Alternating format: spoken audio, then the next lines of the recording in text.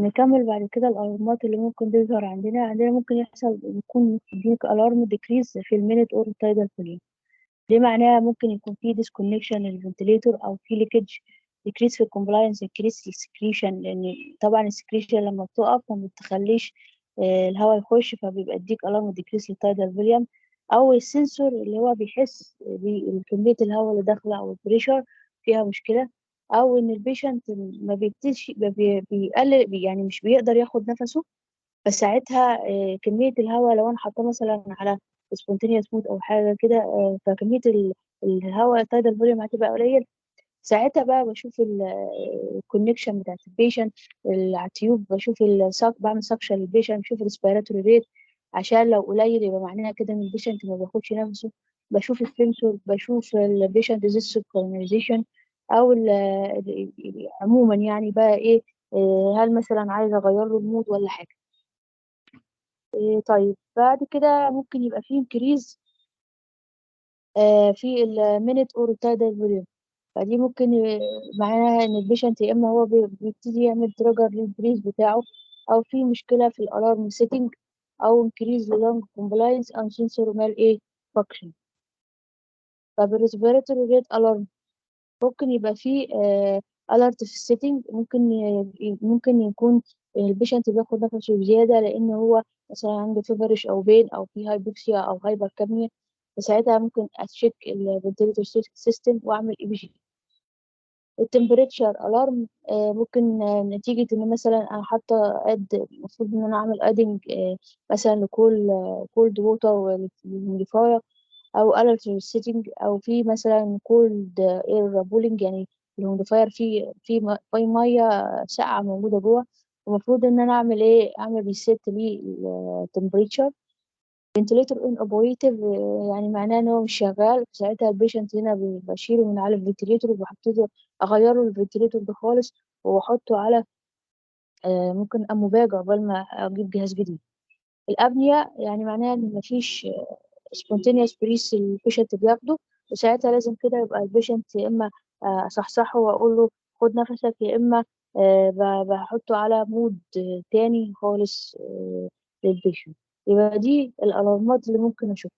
طب الويننج بقى، يعني ايه ويننج؟ ان انا بفصل البيشنت من الفنتليتور، من الفنتليتور ميكانيكال فنتليتور، وبحطه على سبونتينيوس بريس. طبعا المفروض العمليه دي بتبقى ايه، جراديوال بروسيس، ان انا بعمل ريموفنج للبيشنت من الميكانيكال فنتليتور. ممكن بستخدم هنا التي بي، اللي هي التي بي ترايل ويننج. وهنا دي بنفس الشكل كده بتبقى محطوطة على اندوتراكيال تيوب، وبستخدم التي بي، أو بحطه على السباب اللي هو continuous positive air pressure، او بحطه على اس ان اي في، وده برضه مود اوف ويننج، او بحطه على بريشر سبورت فنتليشن، وده مود اوف ايه ويننج.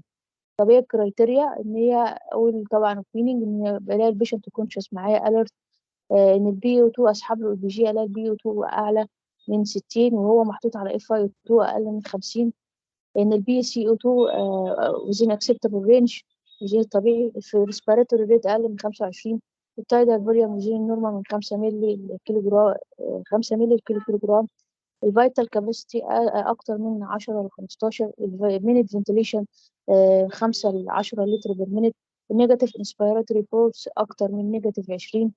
فساعتها كده البيشنت ايبل ان هو ياخد الديب بريس والكف. نيرسينج رول طبعا بعمل اسسمنت للريدنس اوف الويننج، وببتدي اعمل امبلمنتيشن لكل الميجرز اللي هي تساعد البيشنت انه يحصل له ويننج. لو في مشكله عند البيشنت سواء كانت اسيد بيس ابنورماليتي او فيفر انفكشن، فلويد امبالانس، الكترولايت ابنورماليتي، سليب ديبريكيشن، او اي حاجه، ببتدي ايه اصلح المشكله دي. بحط البيشنت في الابرايت بوزيشن وبعمل له سكشن، بعمل له ري اشورنس.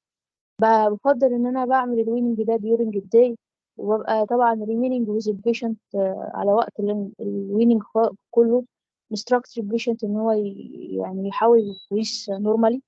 بعمل مونيتورنج للريسبيراتوري ريت والفيتال ساينس والاي بي جي. بعمل ريكوردنج كل بقى الحاجه الخاصه بالداتا بتاعت الويننج. وبرضه بعمل مونيتورنج للبيشنتس، مثلا لو التايدال فوليوم اقل من 250، حصل له دايكريسيس ريستلسنس، ديكريس ليفل اوف كونشسنس، ساتوريشن قل، اي مشكله ظهرت عنده ببتدي اعمل لها ريكوردنج وبعمل مونيتورنج ونوتيفيكيشن للفيزيشن. طب ايه هي الكومبليكيشن اللي ممكن تظهر عندنا؟ ممكن مثلا إيه في الميكانيكال، ممكن يبقى فيه هايبر فنتيليشن، ممكن يحصل باور توما، ممكن الالارمات تقف معايا، ممكن فيلير في الالارم من ادكويت نوبلايزر او نوتيفيكيشن او اوفر هيتد انسبايرد. ممكن يبقى في الاندوتراكيال فيها تيوب كينكد او بلوكينج. ممكن مثلا في سبازم في التراكية. مثلا مثلا انتيوبيشن بدل ما هو دخل المفروض يبقى في أو يعني في النص عند التراكية، دخل في رايت او ليفت كف فيلير ساينايتس تايتس ميديا. دي من ضمن الكومبليكيشن ممكن تظهر. فيسيولوجيكال ممكن يبقى فيه فلويد اوفرلود.